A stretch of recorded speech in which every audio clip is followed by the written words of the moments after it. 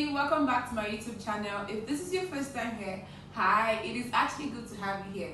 Please do also on your post notifications to get notified whenever I post a new video. And if you actually enjoyed this video, don't forget to like it, and please do also subscribe to my YouTube video as well. Okay guys, I'm actually trying to flaunt this amazing pillow made by my baby girl. Check this out now.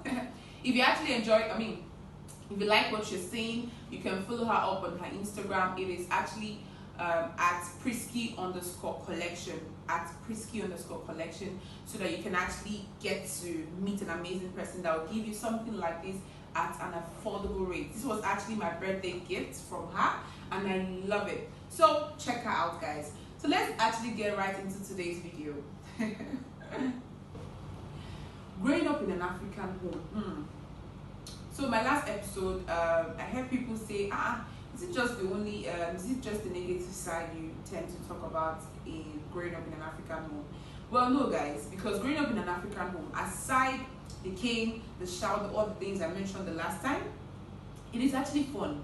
And it starts with Christmas days, when our parents will make sure, regardless, it is even now I understand it, because regardless of how broke our parents can be, and yes, there were some times when our parents could not afford these things, but they try to make sure that Christmas Day, their children have what to wear, they have the chicken, the turkey to eat.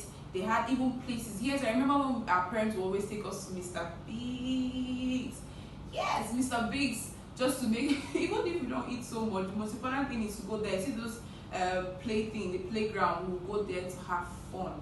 And it is actually good old days, which I really miss. Or let's even talk about how our parents tried their best to make sure that Christmas times for Igbos, I don't know about Yoruba people, our parents make sure that they are able to take us back home. And this is actually our culture. They try to make sure that we don't forget our culture. And most parents don't even do this these days. They don't even care if their children are in the States or wherever they are. They just make sure, they don't even bother to tell them to come back home. But I remember how even when I was in Port Harcourt, when I'm in school, Mom would be like, make sure you come back to the village. All of us are coming back, make sure you're there. And this is actually very nice, guys. Let's really be honest. This is actually very nice. They try to make sure that we always connect back home. We don't forget our culture, we don't forget where we're from, we don't also forget our people, and it is actually cool. And you see our parents, regardless of how the year has been, they come together, have fun, crack joke with their own family. It was actually good times, guys. And let's not also forget the fact when our parents, mostly our mothers, our mothers are the best. I don't know how to say it, but they are actually the best. I don't know how my mom just know that Popsy should have his own plate, he should have his own cup, he should have his own spoon. And you must make sure you do it that way. Any day you serve my dad without his special plate or his special spoon, he won't even eat the food. It did not make sense back then, but it makes sense to me right now.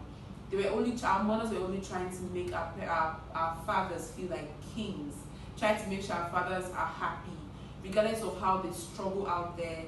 And when they come back, they should actually feel their home. They should actually feel that they are home after all the struggles they've been through. And back then, you don't even hear our mothers say, my husband does not have plenty money, I'm the one feeding the family. No, our mothers were ready to cover up their husband's struggle, their husband's pain and all, which was actually nice. These are things that I actually see and I want to actually do with my own people, my own husband and my own children. And the best part is the morning devotions we have. Back then it was actually very annoying that in the morning, 6 o'clock, when the sleep is actually very sweet, is when our parents are waking us up to come and do morning devotion. It was a big struggle.